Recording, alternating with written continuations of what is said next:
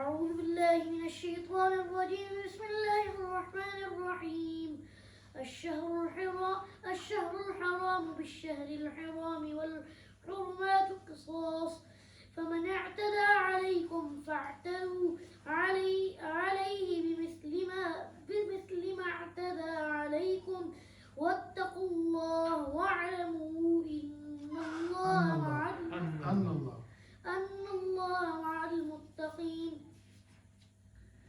وأنفقوا في سبيل الله ولا تلقوا بأيديكم إلى التهلكة، وأحسنوا إن الله يحب المحسنين. وأتموا الحج والعمرة لله، فإن أحصرتم فما استيسر من الهدي، ولا تحلقوا رؤوسكم حتى يبلغ الهدي محله، فمن كان منكم مريضا أو به أذى من رأسه ففدية من صيام أو صدقة أو نسك، فإذا أمنتم فمن تمتع بالعمرة إلى الحج فما استيسر من الهدي، فمن لم يجد فصيام 3 أيام في الحج و7 إذا رجعتم، تلك 10 كاملة، ذلك لمن لم يكن أهله حاضر المسجد الحرام. واتقوا الله واعلموا أن الله شديد العقاب.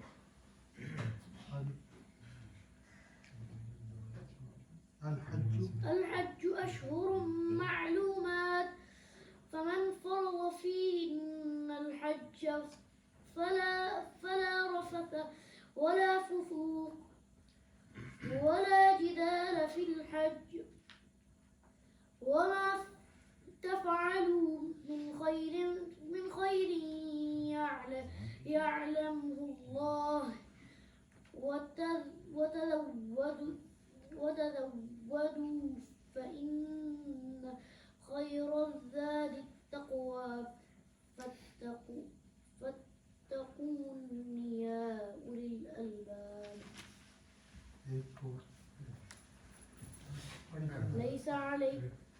ليس عليكم جناح أن تبتغوا فضلا من ربكم،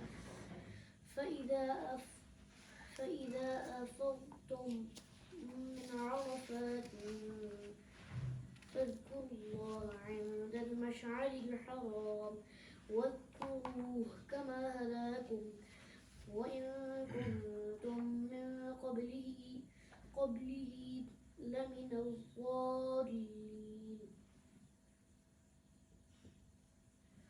ثم أفيضوا من حيث أفاض الناس واستغفروا الله، إن الله غفور رحيم. فإذا قضيتم مناسككم فاذكروا الله كذكركم آباءكم أو أشد ذكرا. فمن الناس من يقول ربنا آتنا في الدنيا وما له في الآخرة من خلاق.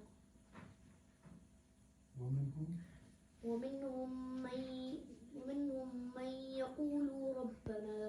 يقول ربنا آتنا في الدنيا الدنيا حسنة وفي الآخرة حسنة وقنا عذاب النار أولئك لهم نصيب مما كسبوا والله سريع الحساب واذكروا الله في أيام معدودات فمن تعجل في يومين فلا إثم عليه ومن تأخر فلا إثم عليه لمن اتقى واتقوا الله واعلموا أنكم إليه تحشرون. صدق الله العظيم. الشهر الحرام بالشهر الحرام والحرمات قصاص فمن اعتدى عليكم فاعتدوا عليه بمثل ما اعتدى عليكم واتقوا الله واعلموا أن الله مع المتقين. ادب کا مہینہ ادب کے مہینے کے مقابل ہے اور ادب کی چیزیں ایک دوسرے کا بدلہ ہیں. بس اگر کوئی تم پر زیادتی کرے تو جیسی زیادتی وہ تم پر کرے ویسی ہی تم اس پر کرو اور اللہ سے ڈرتے رہو اور جان رکھو کہ اللہ ڈرنے والوں کے ساتھ ہے. وأنفقوا في سبيل الله ولا تلقوا بأيديكم إلى التهلكة وأحسنوا إن الله يحب المحسنين. اور اللہ کی راہ میں مال خرچ کرو اور اپنے آپ کو ہلاکت میں نہ ڈالو اور نیکی کرو بے شک اللہ نیکی کرنے والوں کو دوست رکھتا ہے.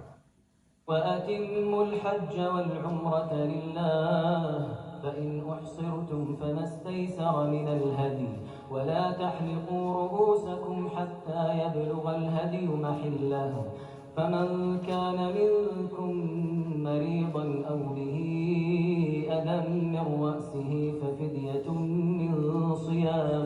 ففدية من صيام أو صدقة أو نسك فإذا أمنتم فمن تمتع بالعمرة إلى الحج فما استيسر من الهدي فمن لم يجد فصيام 3 أيام في الحج و7 إذا رجعتم تلك 10 كاملة ذلك لمن لم يكن أهله حاضر المسجد الحرام واتقوا الله واعلموا أن الله شديد العقاب.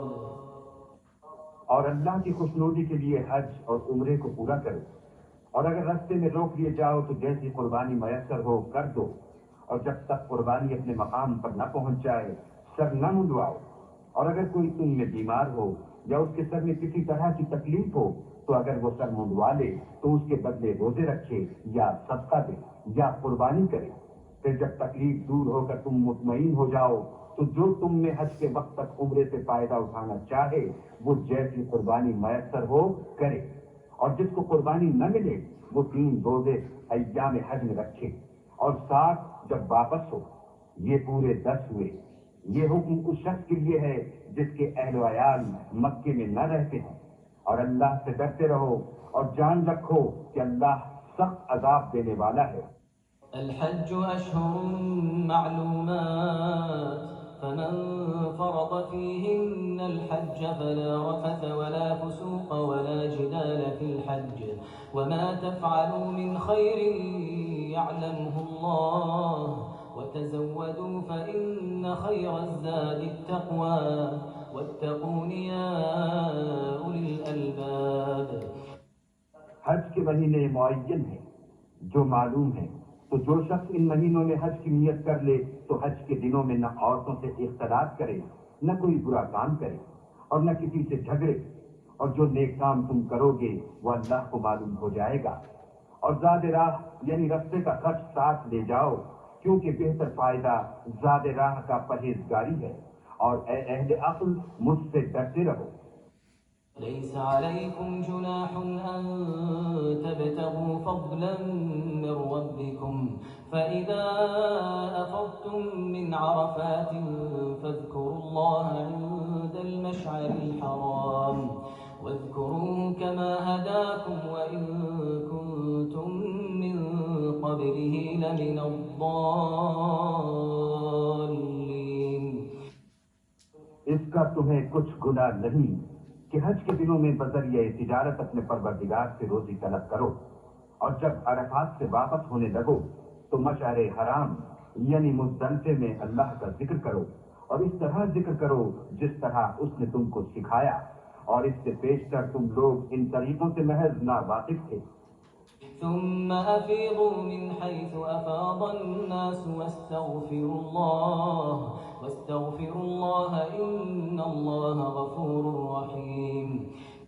پھر جہاں سے اور لوگ واپس ہوں وہیں سے تم بھی واپس ہو، اور اللہ سے بخشش مانگو، بے شک اللہ بخشنے والا اور رحمت کرنے والا ہے۔ فإذا قضيتم مناسككم فاذكروا الله كذكركم آباءكم أو أشد ذكرا فمن الناس من يقول ربنا آتنا في الدنيا وما له في الآخرة من خلاق۔ پھر جب حج کے تمام ارکان پورے کر چکو تو مینا میں اللہ کو یاد کرو جس طرح اپنے باپ دادا کو یاد کیا کرتے تھے، بلکہ اس سے بھی زیادہ۔ اور بعض لوگ ایسے ہیں جو اللہ سے التجا کرتے ہیں کہ اے پروردگار ہم کو جو دینا ہے دنیا ہی میں عنایت کر، ایسے لوگوں کا آخرت میں کچھ حصہ نہیں۔ ومنهم من يقول ربنا آتنا في الدنيا حسنة وفي الآخرة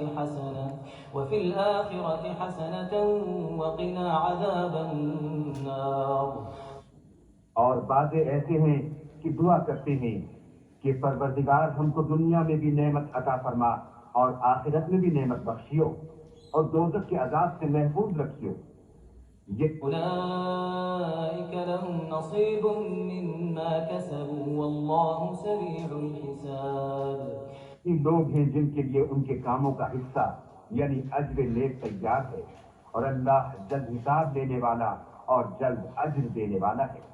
واذكروا الله في أيام معدودات فمن تعجل في يومين فلا إثم عليه ومن تأخر فلا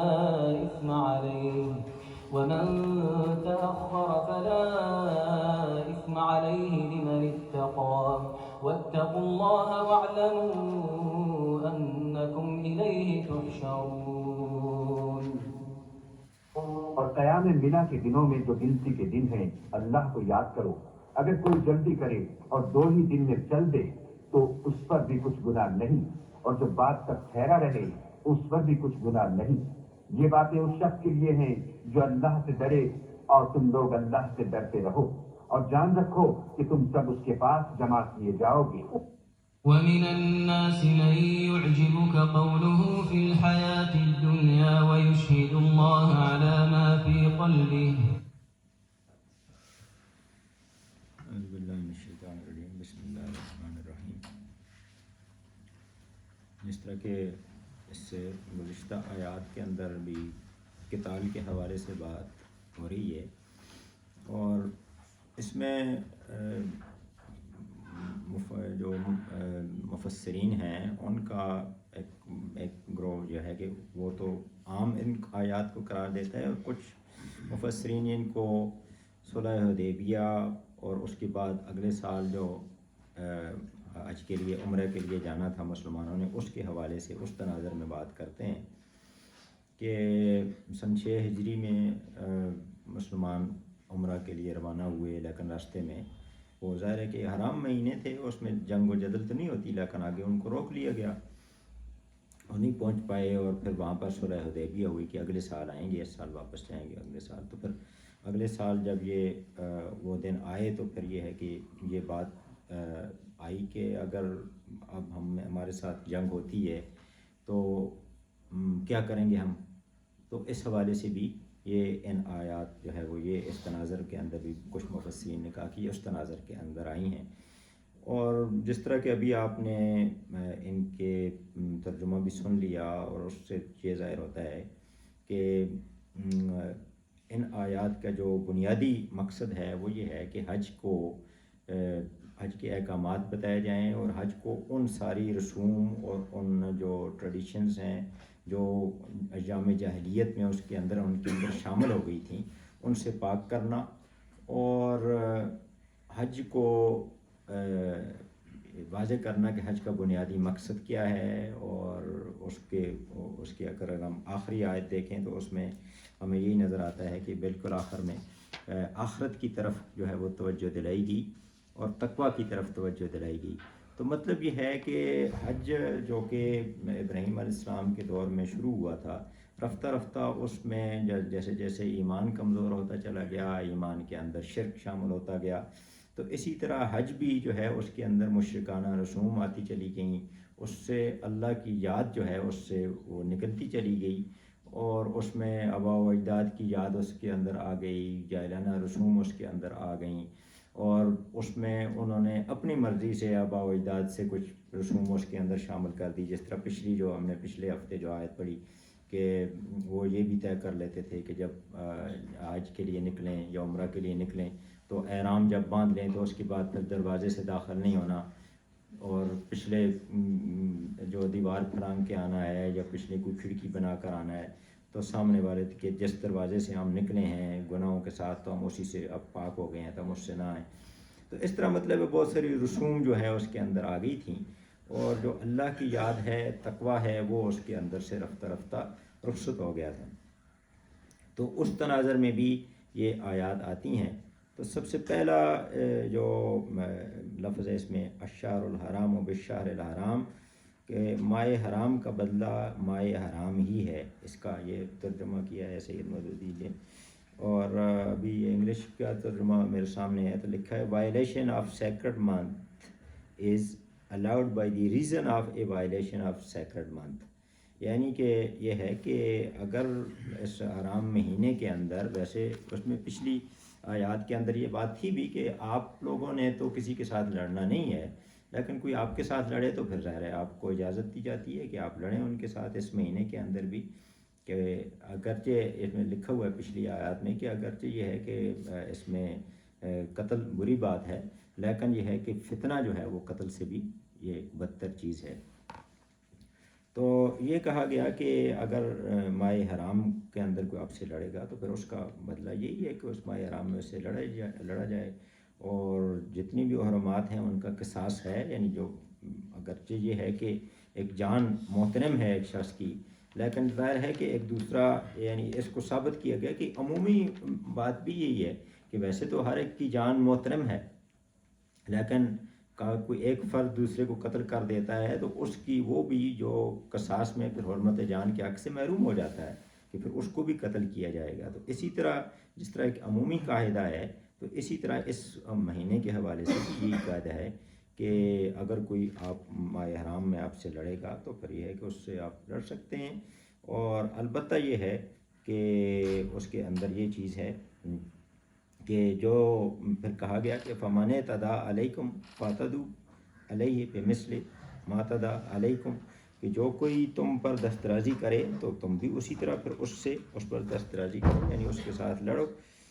اور لیکن یہ کہا گیا کہ وَاتَّقُوا اللَّهَ، کہ تم اللہ سے ڈرتے رہو، یعنی کہ یہ ہے کہ حدود کو کراس نہ کرو جو اللہ کے حدود ہیں، اور وَاعْلَمُوا أَنَّ اللَّهَ مَعَ الْمُتَّقِينَ، اور تم یہ جان لو کہ بے شک اللہ تعالیٰ متقین کے ساتھ ہے۔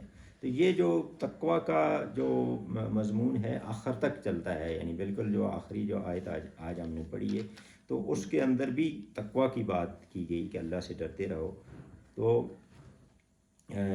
اس کے اندر یہ پھر بات واضح ہوتی ہے کہ اصل جو مقصود ہے وہ اس کی بات کی گئی ہے کہ ساری عبادات کا مقصد یہ ہے کہ انسان کے اندر تقویٰ پیدا ہو جائے، وہ اس کے اندر یہ سوچ پیدا ہو جائے کہ وہ کوئی ایسا کام نہ کر بیٹھے کہ جو اللہ کو ناپسند ہے۔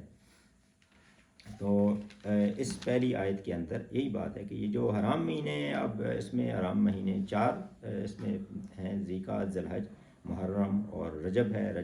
یہ 3 پہلے مہینے جو ہیں یہ حج کے حوالے سے حرام تھے، کہ اس اصل میں یہ تھا کہ وہ ایک قبائلی سوسائٹی تھی اور اس کے اندر جنگ و جدل بہت زیادہ تھی، اور اس میں لڑائیاں اور دشمنیاں اور سال ہر سال تک لڑائیاں ہوتی رہتی تھیں۔ تو اس وجہ سے پھر یہ چونکہ حج کے مہینوں کو کہا گیا کہ اس کے اندر لڑائی منع کی گئی، اور حتیٰ کہ کوئی آدمی اپنے والد کے قاتل کو بھی پاتا تو اس کو بھی وہ بھی اس کے ساتھ لڑائی نہیں کرتا تھا، بدلہ نہیں لیتا تھا۔ تو یہ 3 مہینے جو ہے حج کے حوالے سے رکھے گئے کہ ان کے اندر ذیقعد، ذی الحج اور محرم. اب ذی الحج جو ہے وہ حج کا مہینہ ہے، ذیقعد سفر کا مہینہ ہو گیا اور محرم واپسی کا مہینہ ہو گیا. تو یہ 3 مہینے اس وجہ سے یہ ان کو رکھا گیا کہ ان کے اندر کوئی جنگ نہ کرے، تاکہ راستے پرامن رہیں اور لوگ آرام سے حج کو جا بھی سکیں اور واپس بھی آ سکیں. جبکہ رجب کا مہینہ جو ہے عمرے کے لیے ایک یہ مخصوص کیا گیا تھا، تو اس وجہ سے اس کو بھی محرم قرار دیا گیا. تو یہ تھا کہ اس میں تفہیم القرآن میں جو سید مودودی لکھتے ہیں کہ اس آیت کی ضرورت اس وجہ سے پیش آئی ہے کہ جو نسی کا جو ایک انہوں نے روایت بنائی ہوئی تھی کفار نے کہ وہ کسی سے انتقام لینا چاہتے کفار، تو وہ اس کسی آرام مہینے میں اس کے ساتھ جنگ کر لیتے، اس کو قتل کر دیتے، اور پھر اس کے بعد کسی دوسرے مہینے کو کہہ دیتے کہ یہ آرام مہینہ ہے ہمارے لیے. تو اس آیت کا ایک مقصد وہ یہ بھی کہتے ہیں کہ ماہ حرام جو ہے وہ ماہ حرام ہی کے بدلے میں ہے، یہ اس کو آپ تبدیل نہیں کر سکتے. اور اس کے بعد جو اگلی آیت ہے وہ انفاق کے حوالے سے ہے. اس میں یعنی اللہ کے دین کو اب اس سے پیچھے آپ دیکھیں کہ قتال کے حوالے سے بات آئی ہے، اور اب یہ ہے کہ انفاق کے حوالے سے. تو اس میں لکھتے ہیں تدبر القرآن میں لکھتے ہیں امین حسن اصلاحی صاحب کہ اللہ کے دین کو قائم کرنے کی سعی جہد میں مالی قربانیوں کا جہاں بھی قتال کا ذکر آتا ہے وہاں مالی قربانی کا بھی ذکر آتا ہے. اور کہا گیا کہ اگر وَأَنفِقُوا فِي سَبِيلِ اللَّهِ اللہ کے راستے میں خرچ کرو، وَلَا تُلْقُوا بِأَيْدِيكُمْ إِلَى التَّهْلُكَةِ اور اپنے آپ کو ہلاکت میں نہ ڈالو. کہ اگر یہ ہے کہ اپنے ذاتی مفادات کو ہم عزیز رکھیں گے اور اللہ کے راستے میں خرچ نہیں کریں گے، تو پھر اس کے نتیجے میں یہ ہے کہ یہ اسلام مغلوب ہو جائے گا اور کفر غالب آ جائے گا. تو یہ دنیا کے اندر بھی ہلاکت کا باعث ہوگا اور آخرت میں بھی ہلاکت کا باعث ہوگا. اور وَأَحْسِنُوا اور احسان کا رویہ اختیار کرو. تو یہ کہا گیا کہ یہ وَأَحْسِنُوا کا تعلق جو ہے یہ انفاق کے ساتھ ہے، یعنی کہ انفاق جو ہے وہ اس طرح کرو کہ اس کے اندر احسان کا رویہ ہو. احسان کا جو لفظ ہے حسن سے نکلا ہے، جس کے معنی ہے کسی کام کو خوبی کے ساتھ کرنا.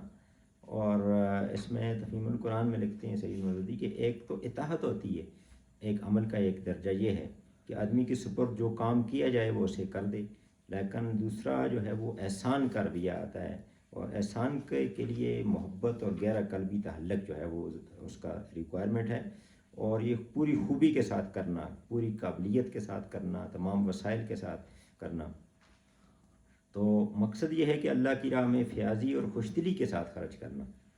اور جس طرح قرآن میں ہے کہ لن تنالوا البر حتی تنفقوا مما تحبون کہ تم نیکی کو نہیں پا سکتے جب تک کہ تم وہ چیز اللہ کے راستے میں خرچ نہ کرو جو تمہیں محبوب ہے.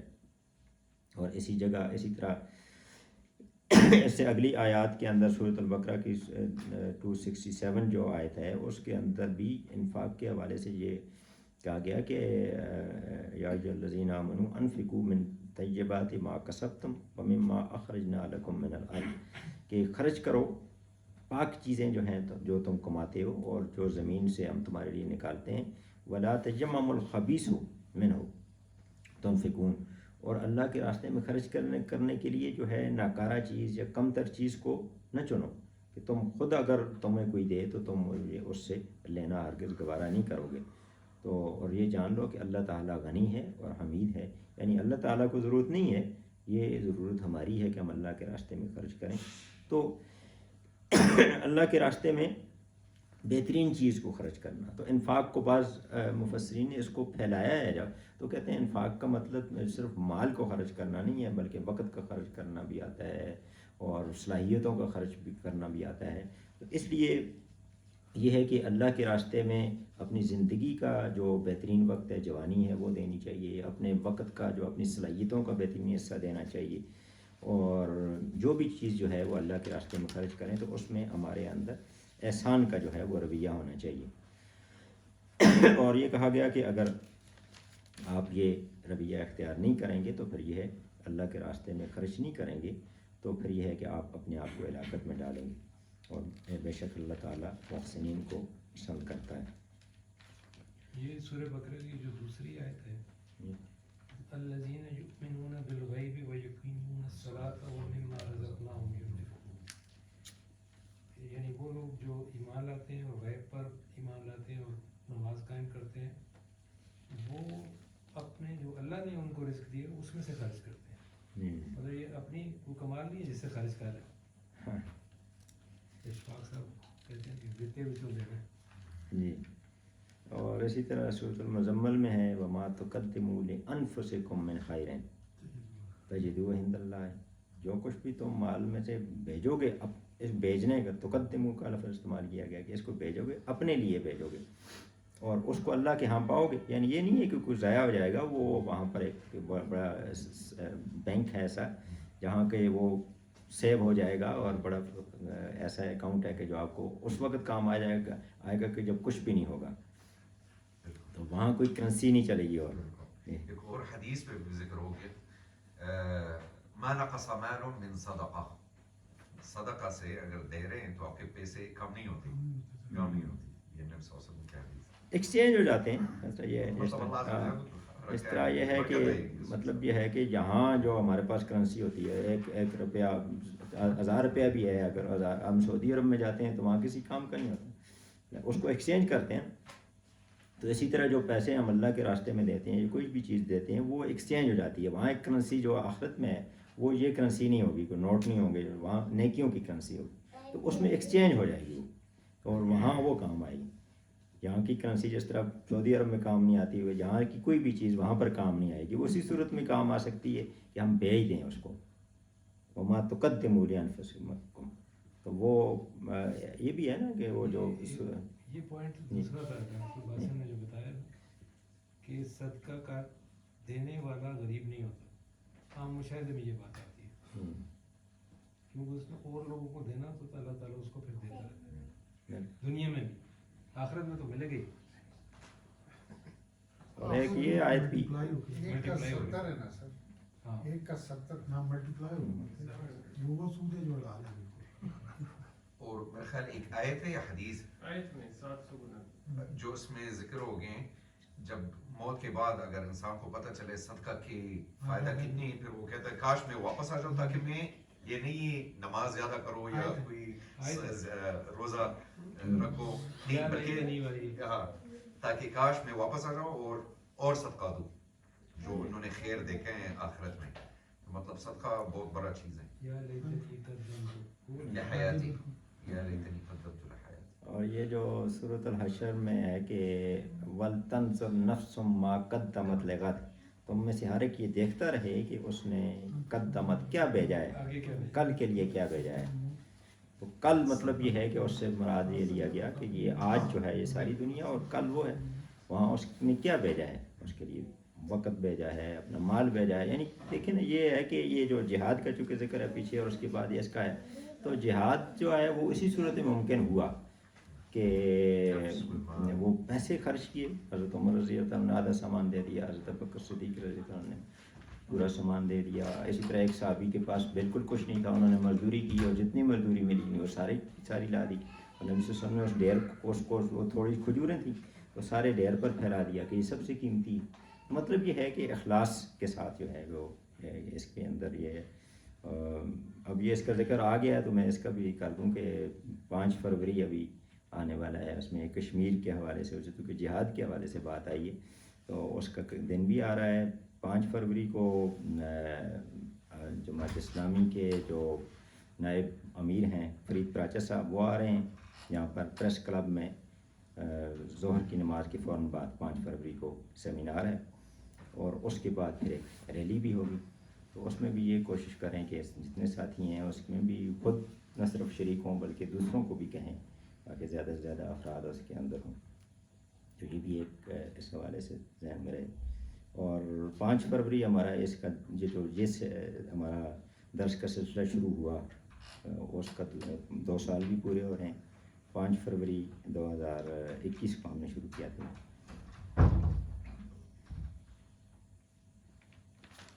تو اس کے بعد پھر آگے حج کے احکامات آ جاتے ہیں. کہ وَأَتِمُّ الْحَجَّ وَالْعُمْرَةَ لِلَّهِ، حج اور عمرہ کو اللہ کے لیے پورا کرو. تو اس میں امین حسن اصلاحی صاحب تدبر القرآن میں بہت زیادہ بحث للہ کے لفظ پر کرتے ہیں. وہ کہتے ہیں کہ دیکھیں یہ حج اور عمرہ کا ذکر آیا تو شروع میں ہی یہ بات واضح کی جا رہی ہے کہ حج اور عمرہ جو ہے اللہ کے لیے ہے. اس کو اللہ کے لیے جو ہے، کیونکہ وہ کہتے ہیں زور للہ پر ہے. جیسے جہاد کے بارے میں ہے کہ کہا گیا تھا کہ جہاد کے بھی جو تصور تھا، ان لڑائی تو وہ کرتے تھے ہر وقت، تو وہ لڑائی کی حالت میں تو رہتے تھے مشرکین اور وہ سارے لوگ، لیکن وہ جو لڑائی ہے وہ اللہ کے لیے نہیں ہوتی تھی. وہ اپنی ذاتی انا کے لیے ہوتی تھی، اپنے قبیلے کی انا کے لیے ہوتی تھی، یا مال غنیمت کے لیے ہوتی تھی. تو اس میں بھی یہ کہا گیا کہ جہاد کرو تو اللہ کی خاطر کرو، تو اس کی بھی اصلاح کی گئی. اس لیے تو اس میں بھی اس کی اصلاح کی گئی. وہ کہتے ہیں کہ حج و عمرہ تو دور جاہلیت میں بھی ہوتا تھا، لیکن مقصد اللہ کی رضا نہیں ہوتی تھی. اس میں یا تو بتوں کی خوشنودی ہوتی تھی، خانہ کعبہ کے اندر بھی انہوں نے بت رکھ دیے تھے، اور جب وہ طواف کرتے تھے تو در حقیقت وہ ذہن میں یہ رکھتے تھے کہ یہ ان بتوں کے ارد گرد ہم طواف کر رہے ہیں.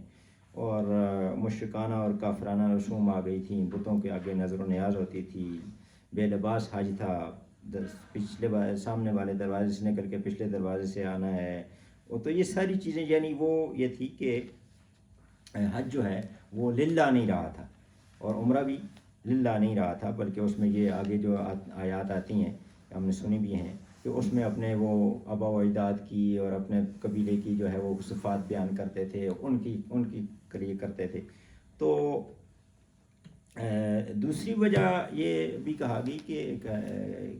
کہی گئی کہ حج جو ہے وہاں وہ ان کے لیے تجارتی میلہ بن گیا تھا ایک طرح سے، کہ لوگ ساری دنیا سے آئیں گے. جس طرح آج کی حکومت کے لیے بھی تقریباً یہی ہے کہ اس وجہ سے وہ زیادہ وہ بات تو ختم ہو گئی ہے اس کے اندر سے کہ یہ حاجیوں کی خدمت ہم اس وجہ سے کرتے ہیں کہ یہ اللہ کی خاطر آتے ہیں. اب اس کے اندر وہ ان کے مالی مفادات بھی اس کے اندر آ گئے ہیں.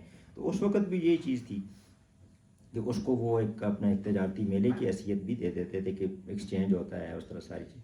یعنی آگے آیات کے اندر یہ کہا گیا ہے کہ آپ تجارت کرنا چاہیں تو ساتھ کر سکتے ہیں، لیکن بنیادی مقصد جو ہے وہ نہ ہو کہ آپ آئیں تجارت کے لیے اور ساتھ حج بھی کر لیں. ایسا نہیں ہونا چاہیے.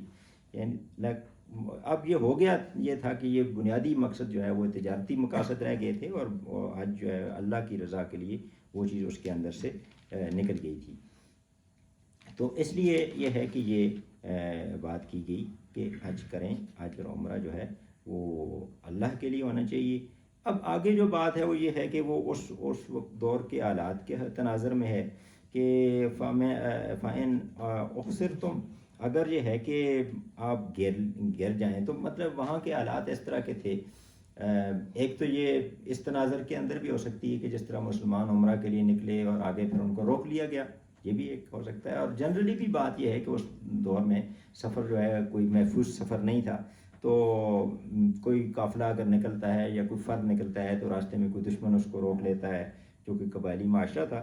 تو اگر ایسی کوئی کیفیت ہو جائے، اور اس کے علاوہ بھی کوئی ہو سکتی ہے. اس میں کہا گیا، مفسرین نے کہا کہ ٹھیک ہے کہ اس کا ترجمہ کیا گیا کہ تم روک دیے جاؤ، تو کسی اور وجہ سے بھی رک سکتا ہے. یعنی ایک دشمنی بھی ہو سکتی ہے، یہ بھی ہو سکتی ہے، لیکن مجموعی طور پر یہ ہے کہ اس وقت میں یہی تھا. اخسرتم کا لفظ استعمال کیا گیا، اور پھر آگے فاذا امنتم، اگر تمہیں امن نصیب ہو جائے. تو زیادہ تو اس دور کے حوالے سے تھا، لیکن اب موجودہ حالات کے حوالے سے جتنی بھی چیز کوئی مزاحم ہوگی وہ اخسرتم کے اندر آئے گی، اور معنی اور مزاحم چیز کا اور اس کا ختم ہو جانا وہ فاذا امنتم میں آ جائے گا.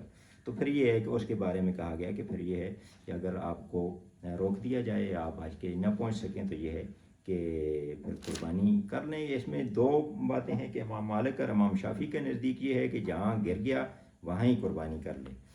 اور البتہ یہ ہے کہ فقہائے حنفیہ کے سے ہے کہ وہ کہتے ہیں اس پر ان کا فوکس زیادہ ہے کہ وہ قربانی کو بھیجے وہاں پر، یعنی خود اگر نہیں جا سکتا تو قربانی کو بھیجے، اور وہ قربانی جب وہاں پر قربانی ہو جائے تو اس کے بعد پھر جو ہے وہ اپنے سر کو وہ مڈائے.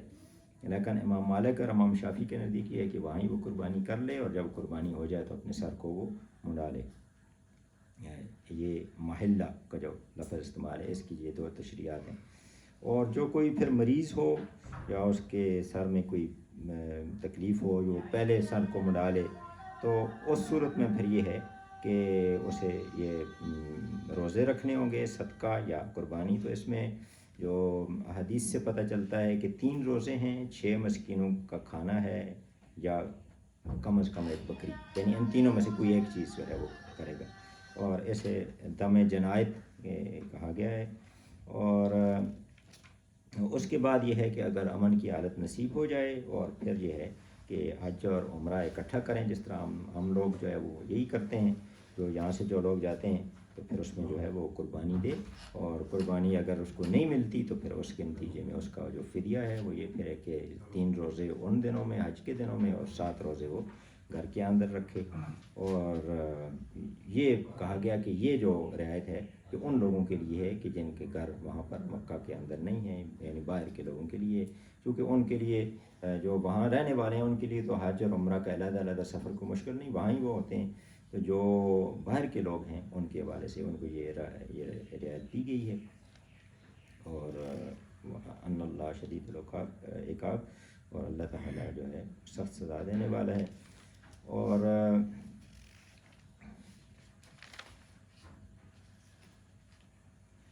اس کے بعد پھر کہا گیا کہ حج کے مہینے تو معلوم ہیں، اور اب 3 چیزیں منع کی گئیں، رفث اور فسوق اور جدال، یعنی 3 چیزیں اس کے اندر منع کی گئیں۔ رفث سے مراد شیطانی فعل ہے، شیطانی گفتگو بھی اس کے اندر آ جاتی ہے۔ فسوق کی جو ہے ویسے تو سید مودودی نے اس کا ترجمہ کیا بد عملی، فسق گناہ کو کہتے ہیں۔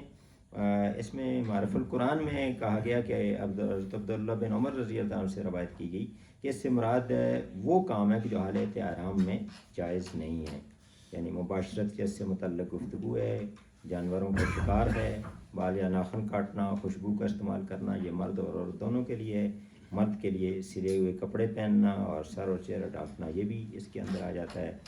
اور جدال جھگڑے سے منع کیا گیا، کیونکہ جہاں پر لوگ زیادہ جمع ہوتے ہیں وہاں جھگڑے کا امکان کافی ہوتا ہے۔ یہ اسلام کا عمومی مزاج ہے کہ وہ جہاں لوگ زیادہ جمع ہوں اس میں خاص طور پر زیادہ شدت کے ساتھ وہ منع کیا جاتا ہے جھگڑے سے۔ مثلاً جمعے کے حوالے سے ایک جو حدیث ہے کہ جو شخص نہ آیا اور اس نے اچھے کپڑے پہنے اور خوشبو لگائی، تیل لگایا، جلدی مسجد میں پہنچا اور وہاں جا کے اس نے 2 آدمیوں کو اپنی جگہ سے نہ ہٹایا، یعنی ایک شرط ایک منع، ایک بات منع کر دی گئی، تو پھر اس کے جو ہے وہ 2 جمعوں کے درمیان جو گناہ ہیں وہ معاف ہو جائیں گے۔ اگر وہ یہ سارے کام کرتا ہے، نہاتا ہے، خوشبو لگاتا ہے، تیل لگاتا ہے، کپڑے پہنتا ہے، جلدی چلا بھی جاتا ہے، لیکن وہاں جا کے وہ صفوں کو پھلانگتا ہے، 2 آدمیوں سے کو ہٹاتا ہے، تو پھر سارا اجر وہ اس کو وہ نہیں ملے گا، اس کی شرط لگا دی گئی۔ تو یہ ایک چونکہ اسلام بنیادی طور پر تعلقات کو بناتا ہے، اور یہ جو جتنے بھی عبادات ہیں ان کے اندر ایک ساتھ یہ پہلو بھی ہے کہ ایک تعلقات کو بنانا، یعنی اگر دیکھا جائے تو یہ ایک سرکل ہے کہ ہر نماز انسان اپنی مسجد میں قریب جو ہے مسجد ہے اس میں وہاں پڑھے جو مرد ہے، تاکہ خاندانوں کے درمیان تعلق بنے، ایک دوسرے کے ساتھ رابطہ رہے، ایک دوسرے سے واقفیت ہو سکے، ان کے حالات سے واقفیت ہو سکے۔ پھر ہفتے میں ایک نماز جو ہے وہ ذرا بڑی مسجد کے اندر پڑھے، جس میں جو ہے زیادہ لوگ ہوں، جو جامع مسجد ہو اس میں پڑھے۔ اور پھر یہ ہے کہ سال میں ایک نماز جو عید کی نماز ہے وہ پورے شہر کے لوگ جو ہے وہ بڑے علاقے کے لوگ جو ہے وہ اکٹھے ہو کر پڑھیں۔ اور زندگی میں ایک نماز یہ جو حج ہے یہ ساری دنیا کے لوگ اکٹھے ہو کر پڑھیں، تاکہ دنیا کے لوگوں کے آپس میں جو ہے وہ تعلقات اس کے نتیجے میں بنیں۔ تو یہ اسلام جو ہے ایک سوشل جو ہے سرکل کو بڑھاتا چلا جاتا ہے، تو اس لیے پھر وہ ان چیزوں سے منع کرتا ہے کہ جو تعلقات کو خراب کرنے والی چیزیں ہیں۔ اور اس میں پھر یہی کہا گیا کہ جو کچھ بھی تم نیک کام کرتے ہو اللہ تعالیٰ اسے جانتا ہے۔ اور پھر کہا گیا کہ وَتَزَوَّدُوا، کہ زادرہ ساتھ لے لیا کرو، فَإِنَّ خَيْرَ الزَّادِ التَّقْوَىٰ، بہترین جو ہے وہ زادرہ تو تقوی ہی ہے۔ تو اس میں یہ اس وجہ سے بھی کہا گیا کہ وہ وہاں پر یہ ایک رسم بھی چل گئی تھی کہ وہ کہتے تھے کہ جب ہم اللہ کے راستے میں نکلے ہیں تو ہمیں ساتھ کوئی مال نہیں لینا چاہیے، کوئی پیسے نہیں لینے چاہیے، کچھ یہ ہے کہ فقیر بن کے نکلنا چاہیے، تو پھر راستے میں لوگوں سے مانگتے پھرتے تھے۔ تو یہ ایک اب ان کو کہا گیا کہ اصل جو زادرہ ہے وہ تو تقویٰ ہے، وہ تمہارے اندر اگر پیدا نہیں ہوتا تو پھر یہ ہے کہ جو ہے وہ تو پھر اصل مقصود جو ہے وہ تو یہی ہے. تو تقویٰ نہ ہو تو ظاہری فقیری کا کوئی فائدہ نہیں ہے, اور تقویٰ ہو تو پھر یہ ہے کہ آپ نادرہ ساتھ لے کے جائیں, پھر اس کے نتیجے پھر کوئی نہیں ہے. سید مودودی لکھتے ہیں کہ خدا کے ہاں اگر دل کے اندر خدا کا خوف ہو تو خدا کے ہاں بھی اس کی عزت ہوگی اور خلق بھی احترام کرے گی, چاہے اس کا تو شیطان کھانے سے بھرا ہو. تو یہ چیز جو ہے وہ تقویٰ کے اصل جو بنیادی چیز ہے کہ وہ تقویٰ ہمارے اندر پیدا ہو جائے. حج کا جو بنیادی مقصود یہی ہے نا کہ آپ یہ جس طرح کے زندگی کا ہم طواف کرتے ہیں تو وہ یہ ہے کہ زندگی کا مرکز اور محور جو ہے اللہ ہو جائے. کہا گیا نا کہ آپ وہاں جا کے خانہ کعبہ کے گرد جب طواف کرتے ہیں تو مقصد یہ ہے کہ باقی زندگی بھی اب اللہ ہی کی مرضی کے گرد وہ طواف کرتے ہوئے گزرے. اور وہاں اگر شیطان کو کنکریاں مارتے ہیں تو باقی زندگی بھی شیطان ہی کی مخالفت میں گزرنا چاہیے, اپنے عمل سے, اپنے قول سے. اور وہاں جو ہے یہ باقی جتنے بھی چیزیں ہیں اسی کے اندر ہیں, جو لبیک اللہم لبیک. تو اس وقت وہاں لبیک لبیک کہنے کے بعد یہ نہ ہو کہ پھر جب واپس ہم آئیں تو پھر غیر حاضر ہو جائیں, یا اللہ کی جو بھی حکم آیا ہم اس پر حاضر نہ ہوں. تو اب پوری زندگی لبیک کی تفسیر بن جانی چاہیے. تو مقصود یہی ہے کہ ہمارے اندر تقویٰ جو ہے وہ پیدا ہو جائے. اور پھر آگے کہا گیا کہ اگر اس میں کوئی گناہ نہیں کہ اگر آپ اللہ کا فضل تلاش کریں, آیت نمبر 198 میں یہی ہے. اور اللہ کا فضل جو ہے وہ تلاش کرنا, اس کے اندر کوئی ممانعت نہیں ہے. کہ وہ جس طرح ان کے اندر ایک بات آ گئی تھی کہ اس کے دوران کچھ لوگوں کے اندر یہ آ گئی تھی کہ اس کے اندر کوئی کاروبار کرنا جو ہے وہ منع ہے. تو اس کے بعد کہا گیا کہ جب عرفات سے چلو تو پھر مزدلفہ کے اندر مشعر آرام ایک جگہ ہے, وہاں ٹھہر کر مزدلفہ کے اندر ہے. یہ میں نے جو حج کیا تھا تو وہ ابھی میں نے اس میں پڑھا بھی کہ اس پہاڑ کا نام ہے, یعنی وہ جو مسجد ایک بنی ہوئی ہے اس کے اوپر جو پہاڑ ہے, تو ہم وہاں ہی رات گزاری تھی ہم نے. تو کہا گیا کہ وہاں پر اللہ کا ذکر کرو, اور پھر اس کے بعد صبح پھر وہاں سے روانگی ہوتی ہے, مینا کی طرف روانگی ہوتی ہے. تو وہاں ٹھہر کر جو ہے وہ اللہ کو یاد کرو, یعنی بار بار کہا جا رہا ہے کہ اللہ کو یاد کرو, یہ اس کا بنیادی مقصود ہے. اور اس طرح یاد کرو کہ جس کی ہدایت تمہیں دی ہے, ورنہ اس سے پہلے تم بھٹکے ہوئے تھے. یعنی پہلے تم اللہ کا ذکر اس طرح نہیں کرتے تھے, اس کے ساتھ جو ہے وہ کچھ دیگر جو ہے وہ ان کا بھی ذکر کرتے تھے. یہ ان کا یہ میں نے اس کے اندر میسج کیا تھا کہ خطبات کے اندر جو حقیقت حج ہے وہ اگر پڑھیں تو اس کے اندر یہ ان کا ایک کلمہ لکھا ہوا تھا کہ وہ لبیک اللہم لبیک کے بعد وہ لا شریک لک کو تبدیل کرتے تھے, اور اس کے اندر جو ہے وہ اپنے جو مشرکانہ جو ان کے معبود ہیں وہ بھی شامل کرتے تھے اس کے اندر, اس کے ساتھ. یعنی اللہ کو یاد کرتے تھے لیکن ساتھ ان کو بھی یاد کرتے تھے. تو اس لیے کہا گیا اس کی اصلاح کی گئی ہے. اور پھر کہا گیا کہ اس کے بعد پھر جہاں سے اور سب پلٹتے ہیں تم بھی پلٹو. اب یہ تھا کہ جو قریش تھے اور وہ آہستہ آہستہ ان کے اندر یہ بات آ گئی تھی کہ ہم عرفات نہیں جاتے, عرفات تو باقی عرب لوگ جاتے ہیں, تو ہم ان کے ساتھ کیوں جائیں. تو مزدلفہ سے ہی واپس وہ آ جاتے تھے, وہاں تک ہی جاتے تھے. تو کہا گیا کہ نہیں, اس طرح یہ بات یہ بھی مشرکانہ رسم ہے کہ عرفات کے اندر جانا ہے تم نے, اور جہاں سے اور سب لوگ پلٹتے ہیں وہاں سے تم پلٹو, اور اللہ سے معافی مانگو جو پہلے اتنا تم کرتے رہے ہو, اور وہ یقیناً وہ معاف کرنے والا ہے. تو یہ اس کی اصلاح کی گئی. اور پھر اس کے بعد کہا گیا کہ جب تم مناسک ادا کر لو تو پھر فذکروا اللہ کا ذکرکم آباءکم او اشد ذکرا.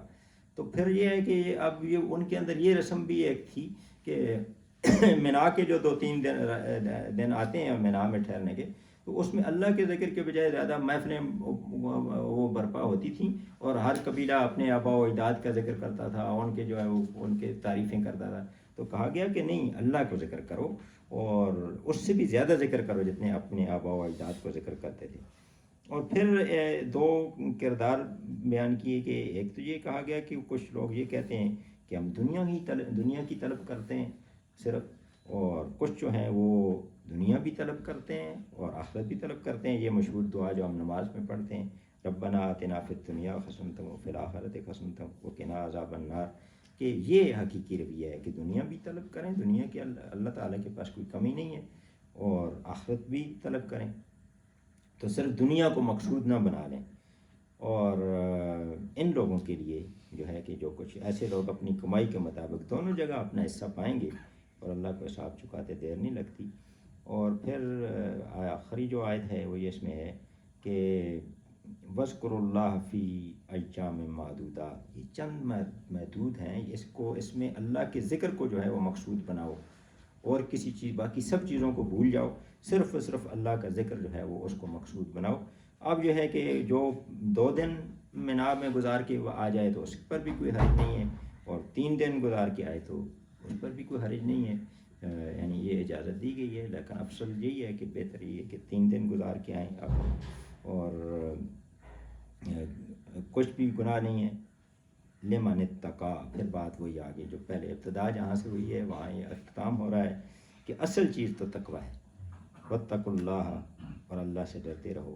وَاعْلَمُوا أَنَّكُمْ إِلَيْهِ تُحْشَرُونَ، اور یہ جان لو کہ اسی کی طرف تم جمع کیے جاؤ گے.